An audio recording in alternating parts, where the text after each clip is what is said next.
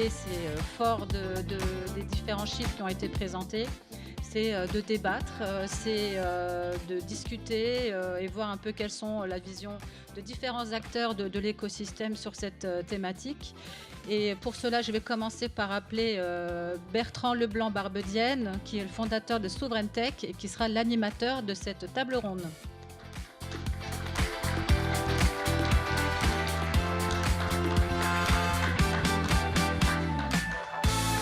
Je vais appeler Dominique Horvat également de Mobiliance, Philippe Leroy de l'INRAE, également Jean-Philippe Claire d'AESI, Sybille Rivière d'EFICI et enfin Adrien Lesage de Daiwans.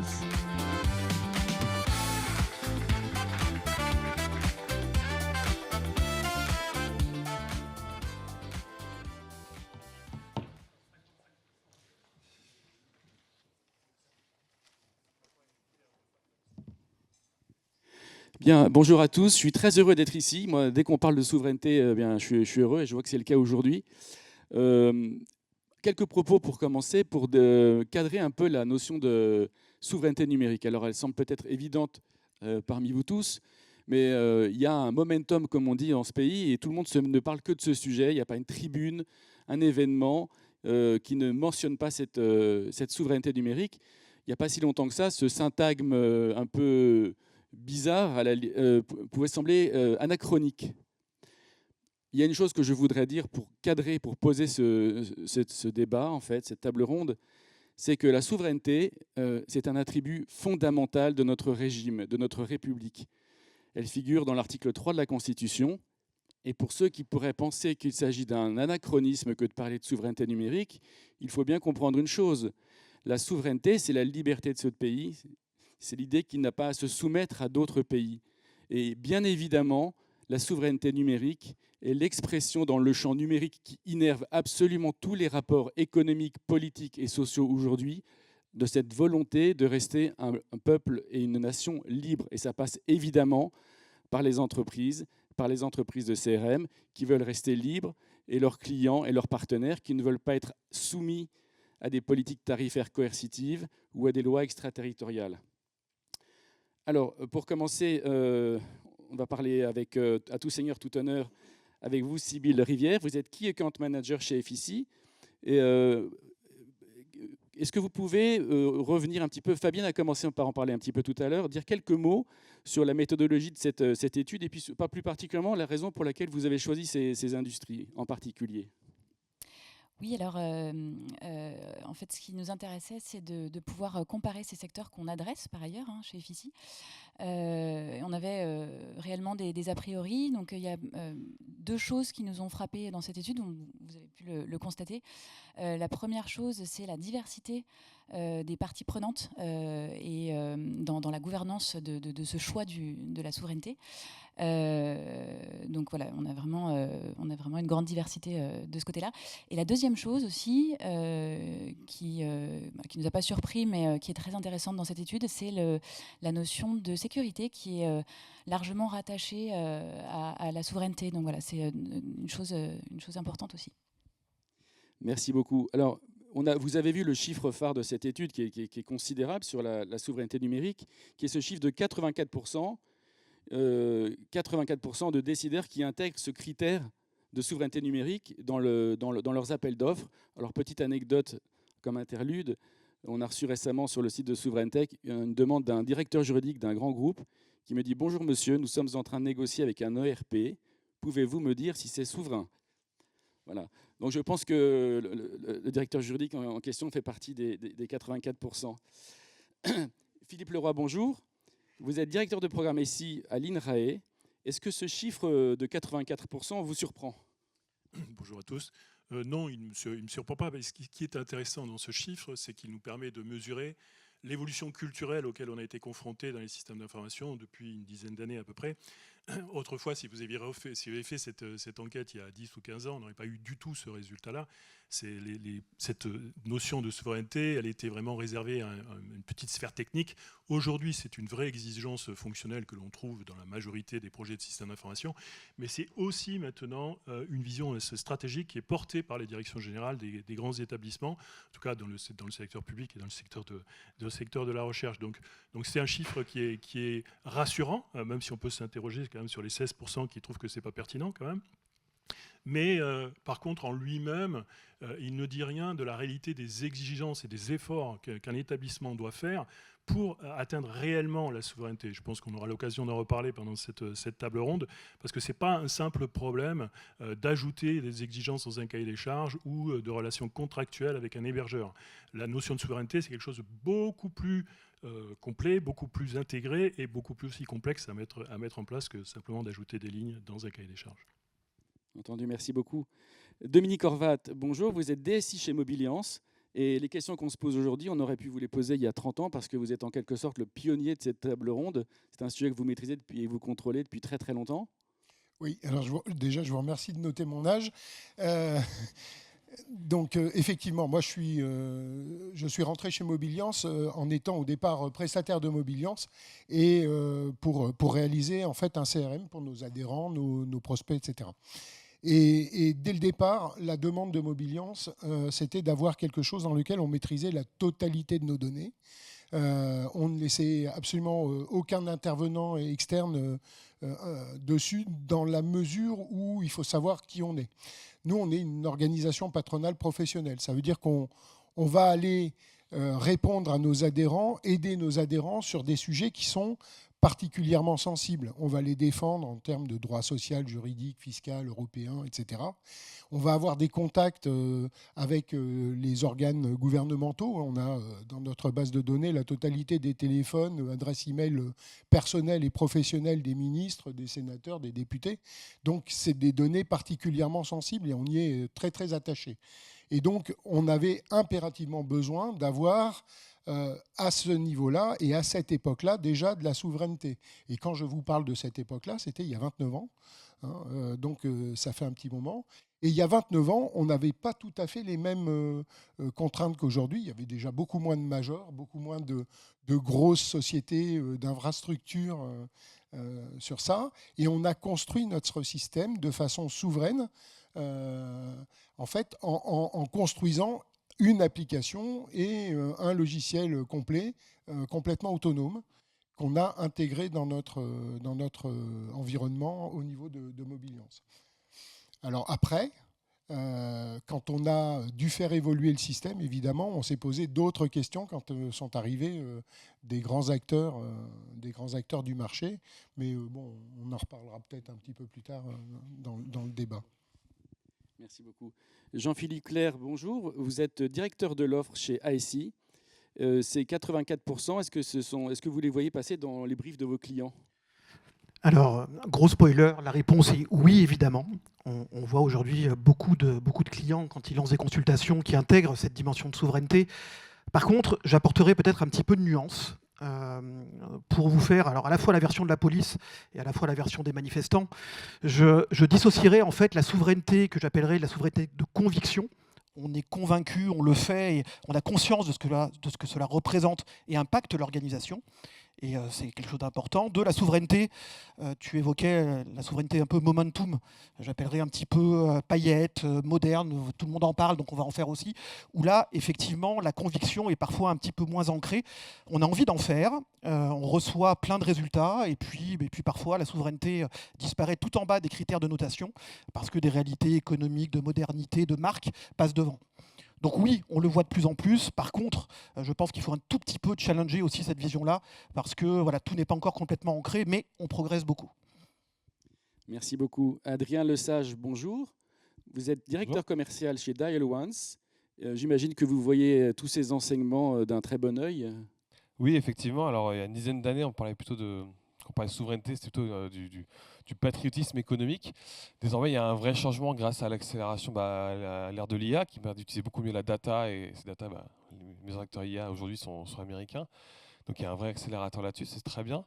Mais effectivement, pour revenir là-dessus, la souveraineté, c'est un mot un peu à la mode. Moi, je distinguais la souveraineté et la localisation des informations On peut localiser des informations dans un serveur européen. C'est pas pour ça que c'est souverain. Souverain, c'est vraiment global. Et la question maintenant, je reviens aussi à ce que vous disiez. Comment, enfin, jusqu'à maintenant, c'était est-ce qu'il faut faire du souverain? Maintenant, c'est comment faire sans faire du souverain, quoi. Est-ce que c'est encore possible? Donc les 16%, effectivement, aussi, je suis d'accord avec vous, c'est surprenant. Merci beaucoup. Mais je vous rejoins tout à fait sur la question de la juridiction, parce qu'en fait, la souveraineté numérique, c'est un problème de droit.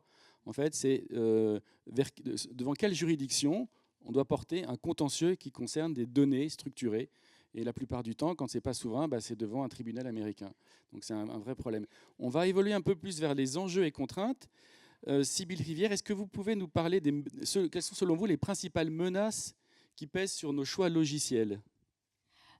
Oui, alors ce qu'on constate aujourd'hui, c'est qu'il y a 3 menaces principales. La première, c'est l'extraterritorialité du droit américain. Donc en fait, les autorités américaines sont autorisées à accéder aux données à partir du moment où l'acteur est américain. Et donc voilà, on en parlait tout à l'heure, hein, c'est pas une question de localisation du serveur, pas du tout.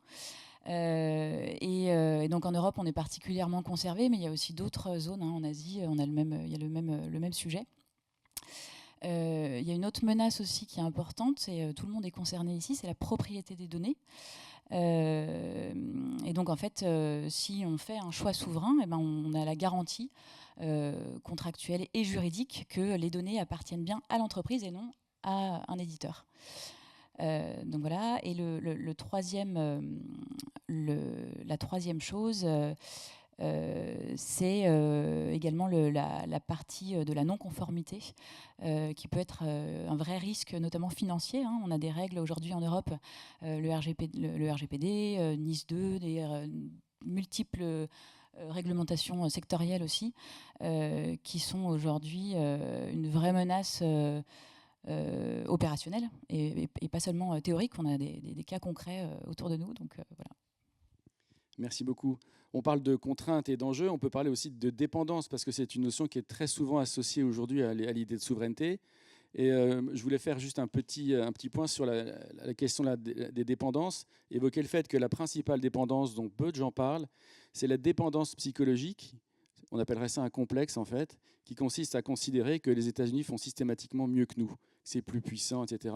Et ça, il faut vraiment se départir de cette dépendance-là et considérer qu'on fait très très bien sans eux, qu'on peut traverser notre histoire technologique sans être tenu par la main ou en laisse.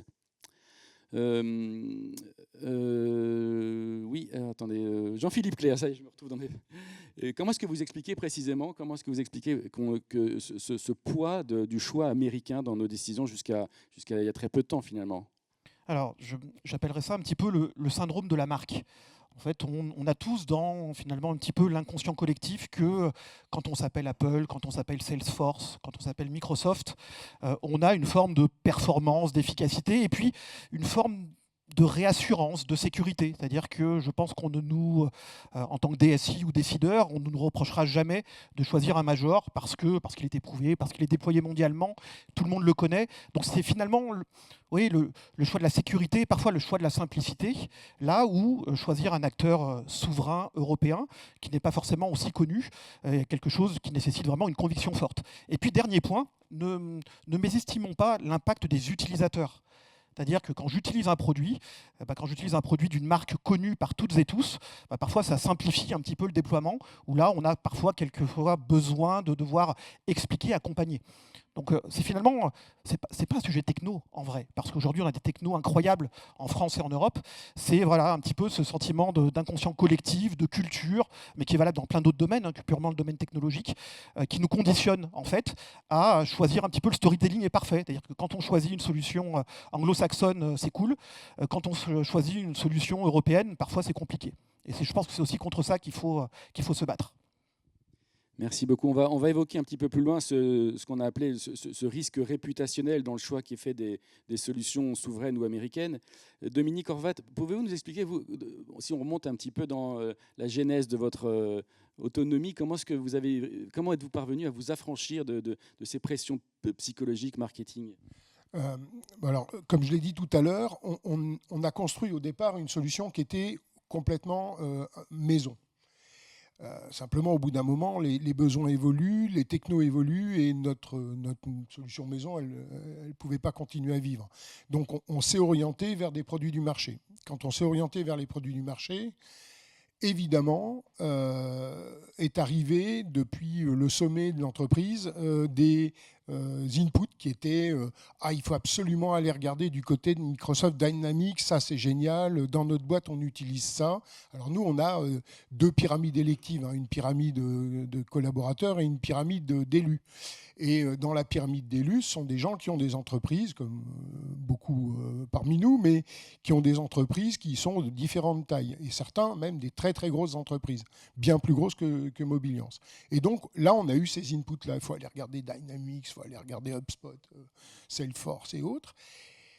Et pour arriver à combattre cet effet de marque, comme vous disiez tout à l'heure, le fait que les ricains, c'est toujours les meilleurs, ils sont plus beaux, plus forts, eh bien, on a construit une grille d'évaluation de notre projet qu'on a basé sur les besoins des utilisateurs. On avait 61 critères et le critère de la marque, c'était le critère numéro 61, tout en bas, le plus petit en termes de pondération. Et on a pris toutes les inputs, plus des sociétés qui n'étaient pas connues. Moi, Idil, à l'époque, je ne connaissais pas. On en avait d'autres comme ça. Et on les a évaluées de façon extrêmement objective. Et ça a permis de se sortir de cette notion de « ça, c'est mieux qu'un autre » parce qu'on connaît le nom. Et on a pu arriver à faire un choix qui était à peu près objectif. Tout à l'heure, j'en discutais avec... c'est Jean-Philippe. J'en discutais avec lui. On a dit le choix, on l'a fait en s'extrayant de cette pression. Et la solution qui a été retenue, évidemment, c'est Idil, vous le savez. Et ce n'était pas mon préféré, mais c'est celle qui a été retenue par nos élus, parce qu'ils ont trouvé que c'était la meilleure. Et ça nous a permis de ne plus être contraints avec ça, et accessoirement de répondre aux critères de souveraineté qu'on continuait à mettre en place dans nos appels d'offres pour conserver les données. Et d'ailleurs, on a choisi de mettre en place chez nous Idil dans une solution on-premise qui était auto-hébergée, donc par nous, sur nos infrastructures, de façon à maîtriser 100% de la chaîne et à garantir ça. Alors évidemment, avec toutes les contraintes liées à la cybersécurité qu'il faut mettre en place à côté. Alors en 2009, c'était un peu moins présent, mais aujourd'hui, c'est extrêmement important, quoi. Merci beaucoup. Oui, ce que vous évoquez, c'est le fameux adage qu'on n'a pas cité, mais auquel tout le monde pense ici. C'est depuis les années 70, personne n'a jamais été licencié pour acheter IBM. On pourrait dire aujourd'hui pour acheter Salesforce, Spot, Microsoft. Il y a effectivement cette pression qui reste assez considérable. Sybille Rivière, est-ce que ce risque réputationnel du DSI constitue à vos yeux une barrière structurelle ?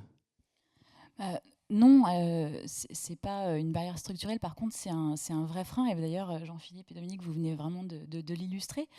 Si on parle de CRM, qui est l'outil transverse que la majorité des métiers utilisent dans une entreprise, c'est sûr que ce sera plus difficile de reprocher à un DSI le choix d'un Américain versus une solution peut-être plus adaptée mais bien moins connue. Donc voilà, et moi c'est vrai que je suis côté éditeur, donc je le ressens fortement aussi. Voilà. Merci beaucoup. Philippe Leroy, vous qui êtes au cœur d'une activité proche du régalien, est-ce que vous percevez des signes que ce risque, entre guillemets, lié au choix de solutions pourrait passer bientôt de l'autre côté, c'est-à-dire que finalement, il affecterait ceux qui pratiqueraient des choix non souverains ? Oui, c'est devenu... Cette question de la souveraineté numérique, c'est vraiment devenu un enjeu en fait, stratégique pour les établissements comme les nôtres. C'est vraiment sorti de sa sphère technique pour être un élément de décision politique. Donc ça implique effectivement beaucoup de choses sur nos projets de système d'information et sur nos relations avec nos partenaires. Parce que la direction générale, elle a évalué deux risques en fait, réputationnels majeurs pour nous qui sont vraiment centrés sur cette gouvernance des données. La première, c'est vis-à-vis de nos partenaires. Parce qu'évidemment, un établissement de recherche comme le nôtre, on a énormément de partenaires, de la plus petite association au très grand groupe international. Et évidemment, la gestion de la sécurisation des données de nos partenaires, de leur personnel et des données de la relation partenariale que nous avons avec eux, c'est une dimension extrêmement stratégique pour un établissement de recherche. Donc on ne peut pas se permettre le risque de l'exposer, ces données, à des fuites malveillantes ou en tout cas une utilisation qui ne serait pas celle qu'on souhaiterait. Donc ça, c'est le premier risque réputationnel et vraiment il est monté en importance depuis quelques années. Mais il y en a un second qui est tout aussi important, c'est qu'il porte sur nos propres données de recherche, puisque là on a deux enjeux majeurs qui touchent la réputation de l'Institut. Le premier, c'est le lien évidemment avec nos donneurs d'ordre, donc les ministères, qui nous confient une responsabilité scientifique sur des domaines de recherche qui sont extrêmement stratégiques pour la nation. Et évidemment, nous ne pouvons pas nous permettre d'exposer nos travaux de recherche, donc avant qu'ils arrivent à la finalisation des résultats, qui sont ensuite plutôt open source, à des fuites malencontreuses, parce que d'une part, ça ternirait notre réputation, mais aussi ça nous empêcherait d'user de la propriété intellectuelle de ces résultats. Donc ce serait vraiment un risque majeur. Et l'autre volet, d'ailleurs, sur ces données de recherche, ça concerne la société tout entière, parce qu'en tant qu'établissement de recherche public, nous sommes éthiquement responsables de nos recherches et de la façon dont elles sont conduites, et évidemment de leur exploitation en termes de résultats. Donc là aussi, l'enjeu pour nous de sécuriser les données, c'est devenu un enjeu majeur, et c'est pour ça que l'Institut a mis en place une gouvernance des données et vraiment un chantier de plus en plus intégré pour gérer cette notion de gouvernance au sens large, dont ferait partie la souveraineté, mais c'est qu'un élément en fait parmi une chaîne plus importante. Merci beaucoup. On a évoqué jusqu'à maintenant les risques et les enjeux de cette maîtrise des données, mais on n'a pas parlé des fruits et des bénéfices potentiels de la pleine jouissance des données. Est-ce que vous pouviez nous en parler, Dominique Horvat? Qu'est-ce que c'est la pleine jouissance des données? Qu'est-ce que ça permet? Alors, qu'est-ce que ça permet? Ça permet beaucoup de choses. Déjà, lorsqu'on a opté pour une solution qui était souveraine, ça nous a énormément simplifié tout ce qui était contraintes réglementaires du type RGPD, etc. Ça permet d'éliminer ça du débat. Et puis ensuite, comme on a opté sur une solution qui est souveraine, hébergée chez nous, on n'est pas dans un contexte boîte noire, donc on peut envisager l'accès aux données de façon extrêmement large. Et chez nous, le CRM, c'est vraiment le pilier de la maison Mobiliance. Et on a construit tout l'écosystème autour. Donc on a commencé à mettre des API entre nos extranets et le CRM pour que lorsque un de nos contacts, un de nos adhérents ou prospects se connecte chez nous, on ait la totalité de son profil accessible dans l'extranet, donc on peut lui distribuer la bonne information.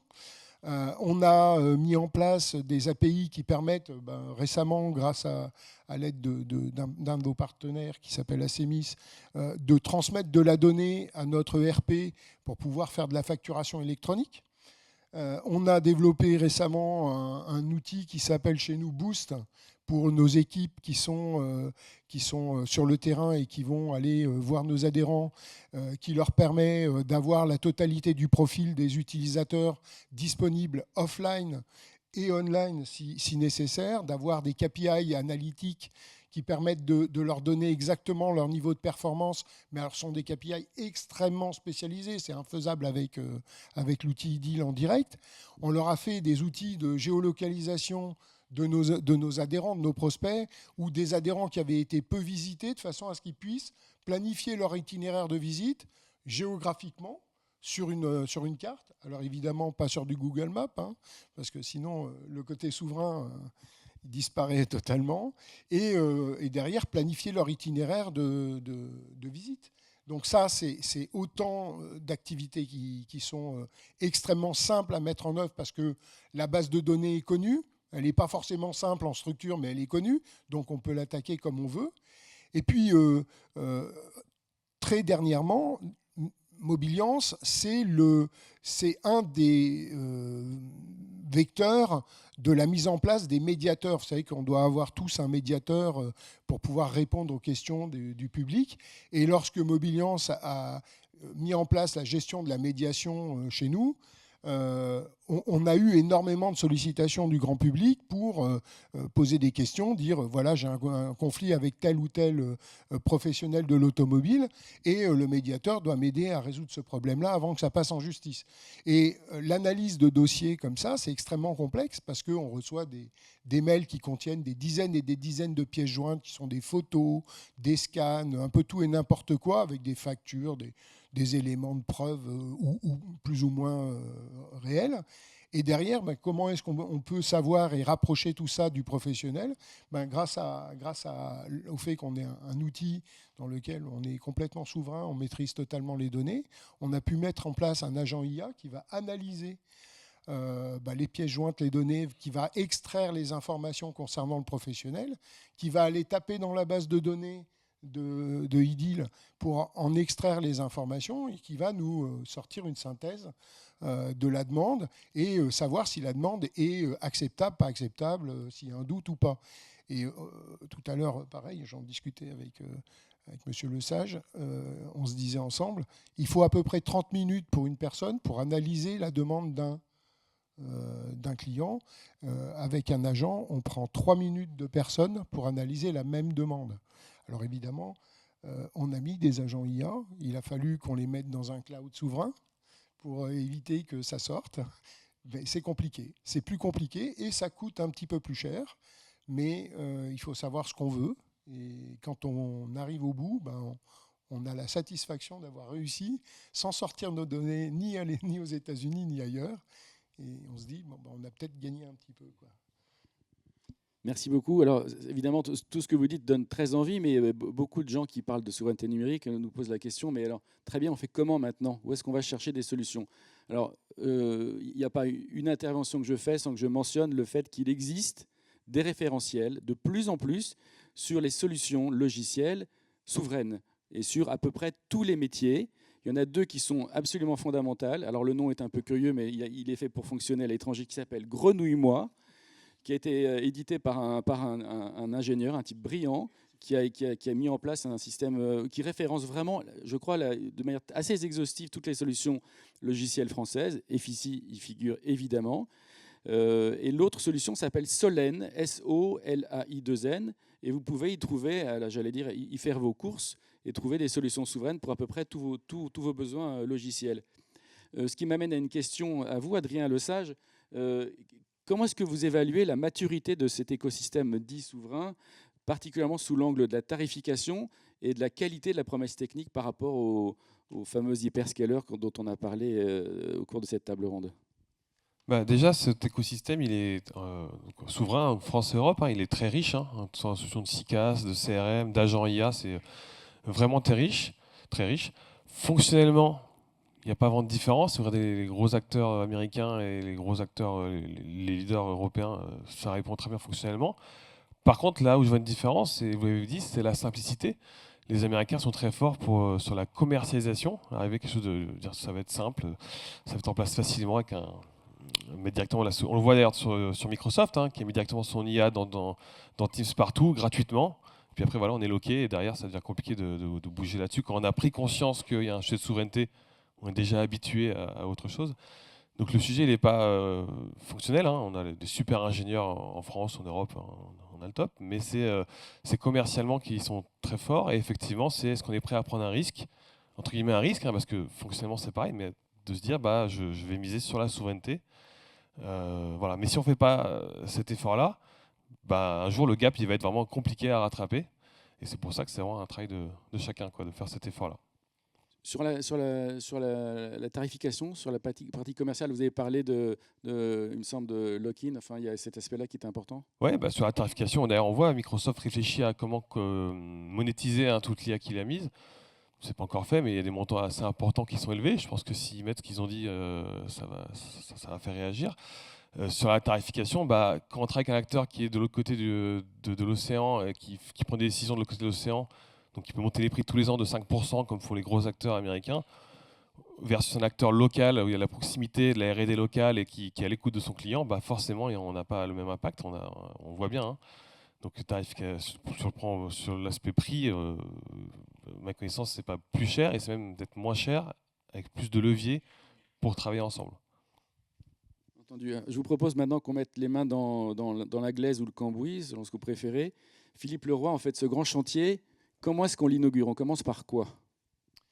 Alors effectivement, c'est un grand chantier, c'est compliqué. Alors déjà, on commence par se rendre compte que c'est une démarche pluriannuelle, hein. On ne va pas devenir souverain en une seule année. Et secondement, je pense qu'il faut abandonner l'idée qu'il suffit de rajouter quelques exigences contractuelles dans un cahier des charges. Ça ne suffira pas pour être réellement souverain. Donc il faut mener plusieurs chantiers en parallèle. Bon, le premier porte sur les données. Il faut cartographier et qualifier vos données, hein. Ce n'est pas la même chose en termes de problématiques de sécurisation.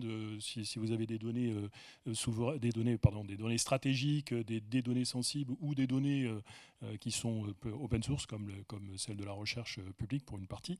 Donc évidemment, vous n'avez pas les mêmes exigences de sécurité par rapport à ces données. Donc ça, c'est un chantier extrêmement important. Le deuxième, il est sur vos applicatifs. Il faut savoir quelles sont techniquement les solutions qui gèrent les données, qui les font transiter, qui les modifient et où est-ce qu'elles sont hébergées. Et ça, ce n'est pas toujours extrêmement simple, surtout dans des organismes comme les établissements de recherche, très déconcentrés et où nos entités de base sont des unités mixtes de recherche, c'est-à-dire qu'elles sont portées par plusieurs partenaires. Donc là, vous êtes face à une complexité de l'écosystème technique qui rajoute une dimension de complexité à cette problématique de souveraineté. Et le troisième chantier qu'il faut mener, à mon avis, dès le départ, il est extrêmement important, c'est autour de l'acculturation sur la donnée pour l'ensemble du personnel. Donc c'est cette sensibilisation à l'importance de la souveraineté.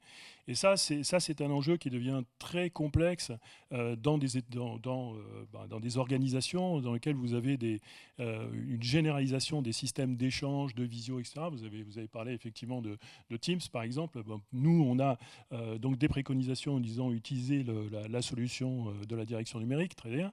Mais quand vous avez des chercheurs dont les interlocuteurs sont aux États-Unis, en Chine, ou à l'autre bout du monde, ils sont un peu réticents à ce genre de choses. Donc ça nécessite un accompagnement.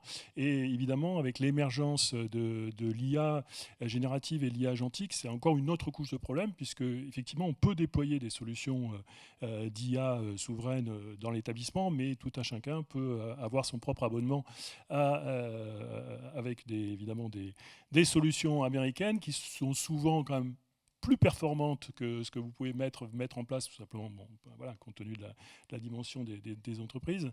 Et là, il y a un risque fort que pour répondre rapidement à des questions complexes, on utilise les données professionnelles dans un environnement personnel. Et donc là, vous avez perdu votre capacité de souveraineté.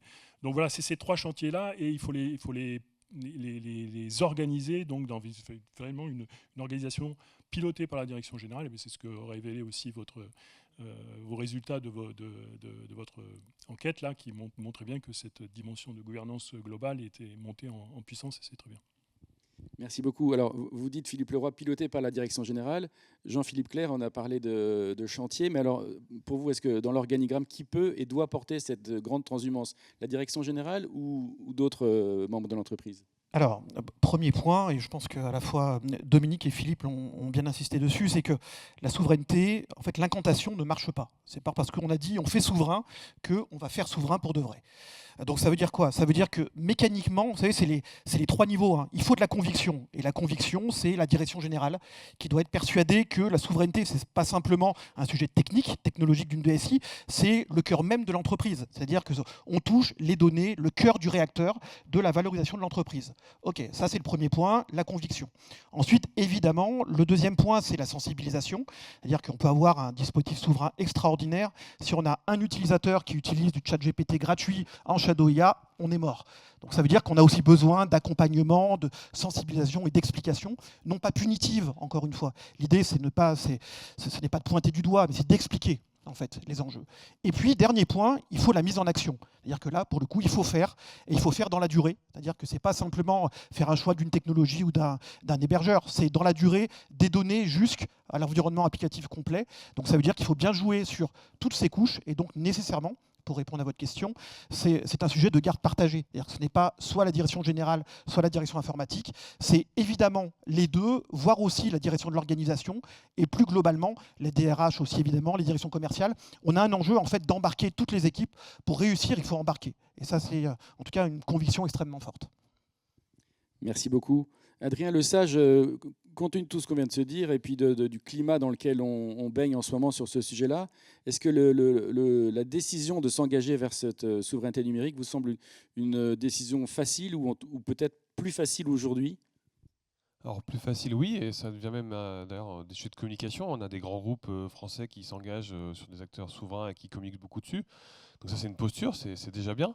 Maintenant, comme on l'a dit, c'est intéressant ce côté, voilà, mettre de l'IA souveraine dans l'entreprise, mais si on fait du Shadow de GPT ou du Shadow Claude, bah, c'est raté, quoi. Donc effectivement, c'est une culture globale et ce qui est compliqué, c'est que certaines IA effectivement sont assez efficaces et c'est plus simple de travailler des outils plus efficaces, hein. Donc il y a un enjeu, on revient sur ce qu'on disait tout à l'heure avec Dominique, de simplifier le travail du collaborateur pour que ce ne soit pas un effort pour lui d'utiliser les outils de la maison, même s'ils sont souverains. Donc la souveraineté, c'est important pour la liberté, c'est clé, mais il y a un gros travail de simplification du quotidien pour que ce ne soit pas un effort. Si c'est un effort, ça ne marchera pas, hein. Faut se le dire, on fera tous l'effort, prendra la solution la plus efficace. On arrive un petit peu au terme de la promenade sur ce sujet qu'on avait organisé, mais à tout seigneur, tout honneur, une seconde fois. Sybille Rivière, est-ce que vous considérez que c'est encore une gageure aujourd'hui de proposer une offre souveraine de bout en bout ? Oui, certainement, je pense que ça l'était. Aujourd'hui, ça l'est plus vraiment, mais faut quand même être lucide que voilà, on est encore sur une offre assez fragmentée. Il y a des très bonnes briques aujourd'hui, Adrien le mentionnait, mais il y a toujours un effort supplémentaire quand même à faire pour lier ces applicatifs entre eux. Donc voilà, je pense qu'aujourd'hui, en tout cas chez FICI, puis tout le monde ici met de l'énergie, beaucoup d'énergie pour aller vers cet écosystème souverain. Et je pense que si on s'y met tous, ça donne une certaine dynamique. Aujourd'hui, pour moi, la vraie gageure, c'est de ne pas y aller. Donc voilà, et je pense qu'on essaye tous de construire notre écosystème comme chez FICI, et ça crée une vraie offre de valeur, comme tous les témoignages qu'on a eus aujourd'hui. Voilà. Merci beaucoup. Je voudrais revenir sur un mot qui a été dit par Monsieur Tasso tout à l'heure en introduction. Il a dit « La géopolitique nous a donné raison ». Et j'ai trouvé ce propos vraiment crucial parce qu'on n'a pas tellement parlé de géopolitique, mais aujourd'hui l'imbrication entre les intérêts privés et publics est tellement étroite. Toutes les technologies deviennent peu ou prou duales, c'est-à-dire à usage civil et militaire, qu'il est vraiment de la dernière importance de bien choisir ces logiciels parce que vous pouvez vous retrouver du jour au lendemain. On parle du kill switch du F-35, mais vous avez des logiciels qui peuvent être incapacités à distance. On a vu le cas, par exemple, d'un magistrat français qui a eu des propos un petit peu mal perçus par la présidence américaine et qui, du jour au lendemain, a vu son Gmail coupé. Voilà. Est-ce que quelqu'un veut prendre la parole sur ce sujet de la suggestion logicielle à des puissances étrangères et de l'intérêt de prendre ça en considération et peut-être même de le valoriser dans la manière de vendre une solution plutôt qu'une autre ? Non ? Très bien. Bon. Alors, écoutez, on craignait d'être long, nous voici courts, mais c'est très bien parce qu'il nous reste, si mes calculs sont bons, aussi plutôt si mon téléphone dit vrai, il nous reste 18 minutes de questions et réponses. Y a-t-il des questions dans la salle pour notre aréopage d'experts ? Sur la souveraineté, normalement, il y a forcément des questions.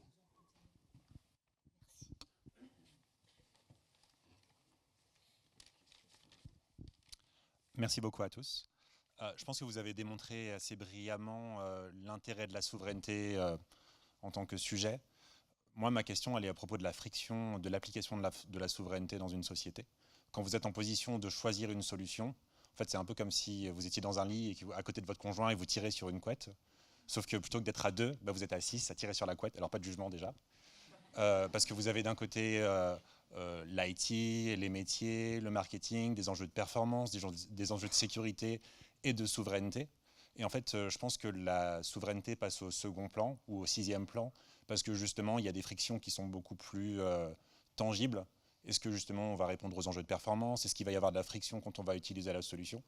Est-ce que vous avez des conseils pour nous pour réellement, au moment de la formalisation des choix d'une solution, faire en sorte que la souveraineté ne soit pas juste les 5% de pondération qu'on donne pour se donner bonne conscience, mais soit vraiment, son importance soit perçue par tous les tenants et aboutissants, et faire en sorte qu'elle soit appliquée de bout en bout et pas juste passée sous le tapis, parce qu'en fait, on va avoir des problématiques beaucoup plus concrètes dans le choix d'une solution.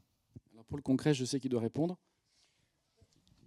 Oui, alors en fait, c'est difficile de faire comprendre à tous les intervenants d'une entreprise, enfin, je parle pour ce que j'ai vécu moi, hein, je ne peux pas dire pour les autres, mais de faire comprendre l'intérêt d'avoir une solution souveraine.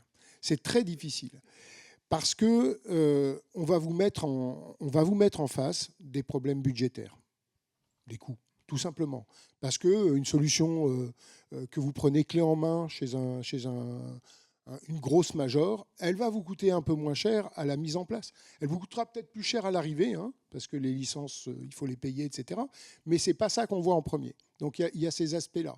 Ensuite, il faut lutter contre les a priori qu'ont les autres personnes. Chez nous, on a lutté contre des a priori de la pyramide collaborateur, hein, administratif, donc le DG, le secrétariat général, les RH, etc., et contre la pyramide élective qui est à côté, c'est-à-dire le président national, son directoire, les vice-présidents, les présidents régionaux. On a 2000 élus chez nous, hein, ça vous donne une idée, et on est 160 collaborateurs. Donc vous imaginez les inputs que ça peut donner. C'est très très difficile de lutter contre ça. Le seul moyen pour y arriver, c'est de démontrer l'intérêt d'avoir de la donnée souveraine complètement. Et pour le démontrer, alors on a été un peu aidé, puisque nous, on avait fait, comme M. Jourdain, de la souveraineté avant l'heure, en mettant nos systèmes autonomes, propres, développés par nous. Mais en le démontrant, on arrive à expliquer que, regardez, si on n'était pas dans ce cas-là, on serait en ce moment embêté par telle et telle et telle raison. J'ai reçu il y a je vais pas citer les noms des boîtes, mais j'ai reçu il y a un mois un de nos prestataires commun avec une autre grosse association, qui est même plus grosse que nous, m'a envoyé l'équipe SI de cette association pour venir voir comment nous, on avait mis en place notre solution souveraine en interne. Ça fait 14 ans hein, qu'on est chez IDIL et qu'on travaille avec eux. Et ils sont venus nous voir parce qu'ils n'ont pas résisté à cette puissance de dire il faut mettre du HubSpot, parce qu'avec HubSpot, ça va marcher. Alors j'ai dit HubSpot, hein, ça aurait pu être autre chose. Hein. Voilà, j'ai cité un nom, mais ce n'est pas celui-là. Hein. Et ils se sont cassés la figure parce que ça ne fonctionne pas, parce que ce n'est pas souverain, parce que ça ne correspond pas à ce qu'il fallait faire chez eux. Et donc, ils sont venus voir. Et ils ont compris par l'exemple qu'il fallait qu'ils changent. Et en fait, c'est très difficile de faire autrement que de montrer pour que les gens comprennent. Et nous, ce qui nous a permis de montrer ça le plus vite possible après la mise en place du CRM, on a été très critiqués quand on a fait le choix d'IDIL. Très, très critiqués. Mais en 2016, il y a eu la première mesure de représentativité des organisations patronales professionnelles. C'est la mesure qui permet de dire si une organisation patronale est représentative ou pas, et si elle va toucher des aides ou pas. Les aides, ça se chiffre en millions d'euros. Hein. Et on avait une solution qui nous a permis, en très peu de temps, de sortir tous les chiffres que le commissaire aux comptes avait besoin pour pouvoir valider la représentativité de Mobiliance. On a été parmi les premières OP en France à sortir toutes les données de représentativité. On a été à 84% de représentativité. Je vous laisse imaginer ce que ça représente comme chiffre, c'est énorme. Et à partir de là, nos élus, ils ont dit « mais c'est génial cet outil, on a tout ce qu'il nous faut, les données sont chez nous et en plus, on peut obtenir les résultats qu'on veut ». Et à partir de là, c'était fini. Et quand on a parlé, après les 10 premières années d'amortissement, de renouvellement de l'outil, la question, ça a été 15 minutes autour d'une table. Bon, on renouvelle l'outil. Est-ce qu'on refait un appel d'offres ? Réponse non, pas du tout. L'outil va bien. On a toutes les données chez nous. On reste là-dessus et on continue pour 7 ans. Et on reste propriétaire de nos données. Et on reste dans notre environnement. Et on maîtrise tout ça. Et l'exemple a fait qu'on a réussi. Et aujourd'hui, quand on leur propose des solutions qui ne sont pas de la solution Microsoft, ou de la solution Salesforce ou autre, enfin de la solution américaine, ils regardent ça d'un autre œil en se disant « Ah ouais, peut-être que là, il y a une bonne idée à prendre ». En fait, c'est très difficile, mais il faut éduquer les gens. Il faut les éduquer à ça. La souveraineté, ce n'est pas quelque chose d'inné. J'ajoute quelque chose, mais du coup, pour vous aider, il faudrait peut-être faire intervenir Dominique pour convaincre. Profitez-en encore 1 an et demi après, je suis plus là. Oui, alors je suis parfaitement d'accord avec l'idée qu'il faut effectivement éduquer ou en tout cas appuyer l'ensemble des utilisateurs, mais je pense aussi qu'il faut mettre en place des moyens, j'allais dire presque assez coercitifs sur les projets de système d'information, de façon à ce qu'effectivement on aille là où on souhaite aller, sachant que cette notion de souveraineté, en tout cas pour nous, pour le genre d'établissement que l'on est, elle est stratégique. Donc chez nous, il ne peut pas exister un projet de système d'information qui ne passe pas devant une instance supérieure, qui est le comité stratégique des systèmes d'information, et dans lequel cette question de la souveraineté est une question incontournable. Donc nous, ça nous est arrivé d'arrêter des projets qui étaient passés entre les mailles du filet, des projets d'ailleurs assez importants, et qui ont été arrêtés net en cours de développement, tout simplement parce qu'ils ne respectaient pas cette question de la souveraineté. Et alors en plus, c'était sur la gestion de la propriété intellectuelle, donc un enjeu absolument majeur pour nous. Donc voilà, l'éducation c'est bien, l'accompagnement c'est indispensable, mais c'est du moyen et du long terme. À un moment donné, il faut que la direction générale, elle montre que cette question de la souveraineté numérique et de la gouvernance des données, elle est essentielle et c'est un patrimoine pour l'établissement. Peut-être un dernier point pour vous répondre à votre question sur la manière de procéder pour faire adopter cette idée de souveraineté. Ne pas tomber dans un double piège qui est, alors c'est des mots bizarres que j'ai appris il y a 3 semaines, antonomase et psittacisme. L'antonomase, c'est le fait de transformer un nom propre en nom commun. Donc, est-ce que vous avez un HubSpot français, etc. Non, vous avez un autre produit qui a une vision architecturale qui est radicalement différente et qui répond différemment et peut-être de manière encore plus qualitative à des besoins. Ça, c'est quelque chose qu'il faut mettre en avant. La performance, c'est bien, mais répondre à un produit, ce n'est pas uniquement de la puissance brute ou de la puissance de calcul. Et le psittacisme, c'est le fait de suivre, de répéter comme des perroquets exactement ce qu'ont fait les Américains avant nous. On peut très bien répondre différemment. Et de façon pratico-pratique, comment faire ? Peut-être identifier pardon pour l'anglicisme, mais un side project. Voilà, et dire on va faire ça sur cette solution logicielle et on va voir si ça se passe bien, et comme ça on n'impose pas ça à tout le monde, on le fait sur ce projet-là et le faire adopter un petit peu par intinction, par capillarité, et du jour au lendemain, peut-être parce que ça a bien fonctionné, toute l'entreprise l'adopte. Y a-t-il d'autres questions, ou est-ce que formidable, une question là-bas.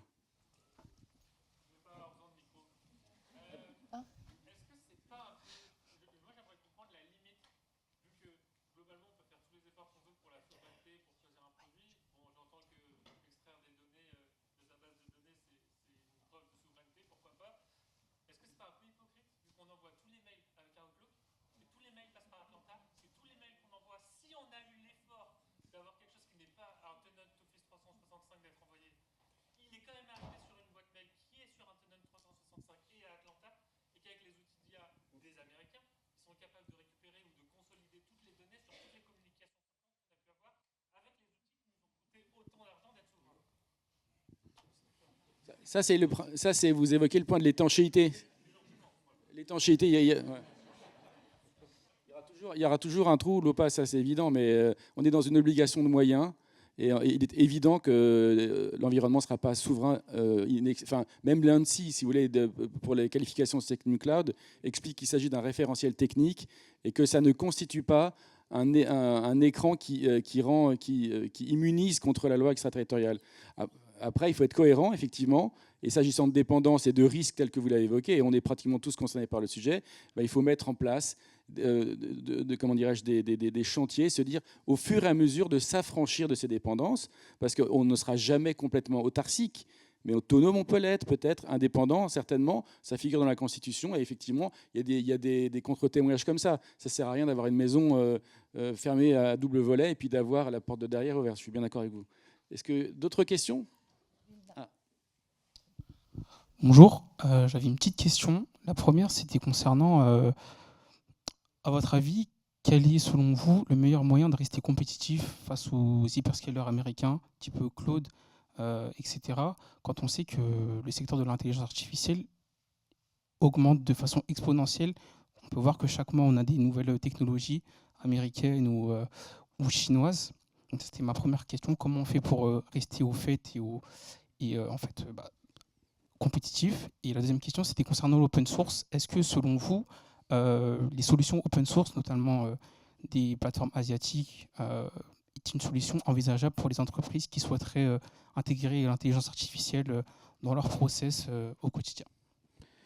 Alors, je vais rebondir sur la première question. Merci beaucoup. En renvoyant une question, en vrai et dans la vraie vie, est-ce qu'on a besoin constamment d'être dans cette course de l'armement permanent, de la performance? On va prendre l'IA, puisque vous citiez l'exemple de l'IA. Est-ce qu'aujourd'hui, on a besoin de la dernière version de Claude, de grands modèles de langage pour écrire un mail? Est-ce qu'on a besoin de grands modèles de langage pour résumer un texte?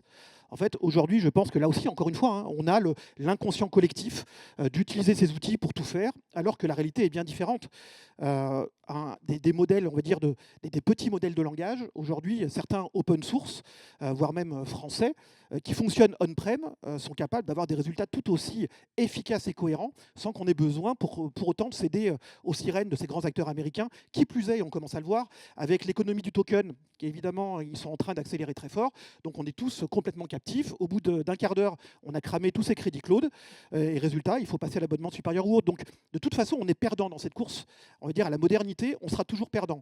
Donc, c'est probablement l'opportunité de faire un pas de côté, de réfléchir différemment et de dire, est-ce qu'on ne peut pas s'approprier une approche différente, probablement plus pragmatique, moins sexy, si vous me permettez ce terme, par rapport à la modernité technologique, mais qui répondent pour de vrai aux besoins. Et là, je pense qu'on a, avec l'approche souveraine, de vraies réponses à apporter.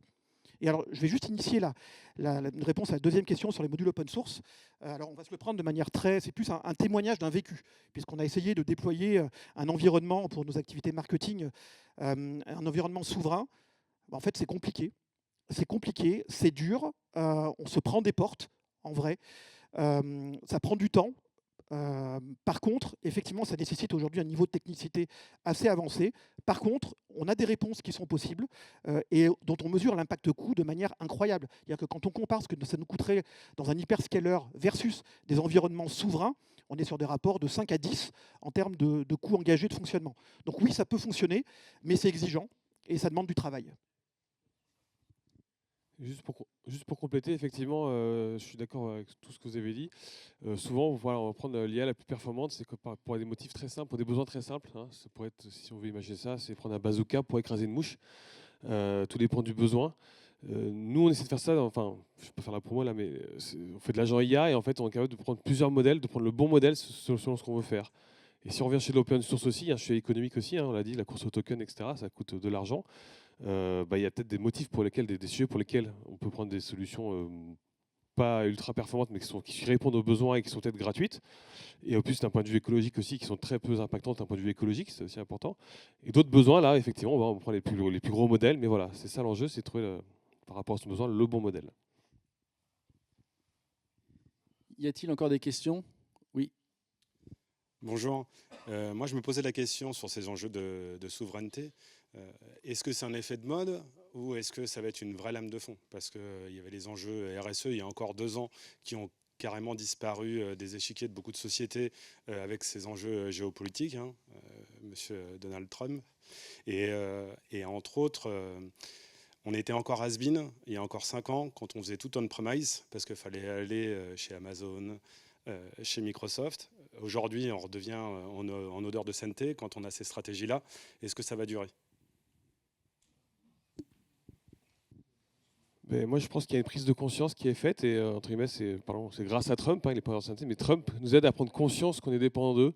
L'histoire des F-35, où il y a plein d'histoires comme ça, ou du magistrat avec le Gmail, je ne la connaissais pas, mais c'est très criant. On prend conscience qu'on a besoin de ça, d'être autonome, en fait, hein, que le jour où les Américains appuient sur un bouton, on peut ne plus avoir d'IA et plus avoir le Gmail chez nous, donc c'est un vrai sujet. Donc la montagne est haute à gravir, mais il faut qu'on fasse étape par étape. Et il faut continuer à avoir le cap, ça va être long. Hein, donc j'espère que ce n'est pas un effet de mode. J'ajoute aussi, alors on peut évidemment pas comparer le sujet du RSE et des données, mais aujourd'hui on est dans une guerre des données, donc je pense qu'on peut peut-être donner la priorité à ça. Moi, je suis convaincue qu'on va rester sur cette dynamique-là. Et pour rebondir, je pense qu'on a enfin pris conscience de quelque chose, c'est que la donnée, ça a de la valeur pour l'entreprise. Ce n'est pas simplement de l'espace de stockage sur un disque dur, c'est quelque chose qui est lié directement à la valorisation, on en parlait, et c'est ce qui fait la différence. Et donc maintenant qu'on a pris conscience de ça, je pense que véritablement, ça va s'inscrire dans la durée. Oui, sur la donnée, le phénomène est d'autant plus sensible qu'on s'aperçoit aujourd'hui, par exemple, on va prendre les données des véhicules connectés.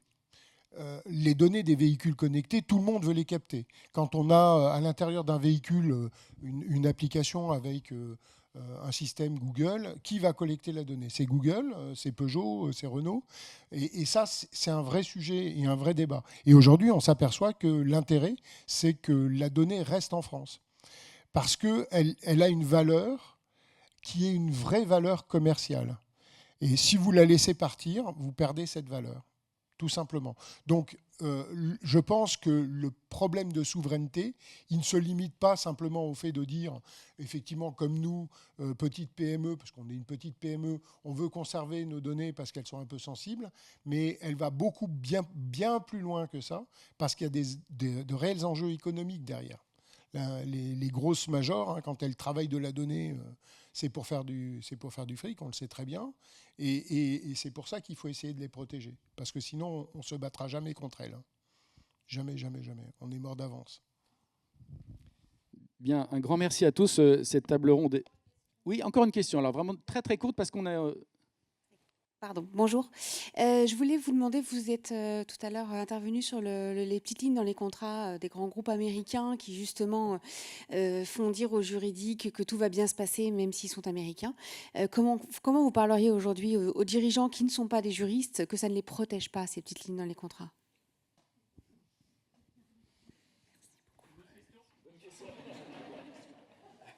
Merci pour votre question.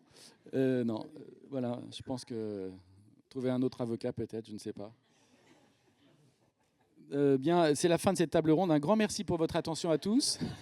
Non, honnêtement, sauf s'il y a un juriste parmi nous, mais ce qui n'est pas le cas. Un petit mot pour conclure. On a vu qu'on vit un moment de résilience, c'est-à-dire de prise de conscience sur ces enjeux. Manifestement, il y a des fruits à en attendre. Vous avez eu des conseils pratiques pour mettre en œuvre des chantiers à votre rythme. Il y a des bons choix à faire. Vous avez des annuaires où vous trouvez des solutions vertueuses. Moi, ce que je pourrais dire pour finir, c'est que je vous appelle à la curiosité par rapport au génie technologique français qui est en mesure de répondre aux besoins de vos entreprises et de vos clients, et au discernement, parce qu'on a parlé de mode, il y a aussi beaucoup de marketing, il y a beaucoup d'offres aujourd'hui qui vont se faire un malin plaisir de vous vendre des solutions françaises alors qu'elles sont made in USA. Donc soyez bien vigilants et bonne route vers la souveraineté.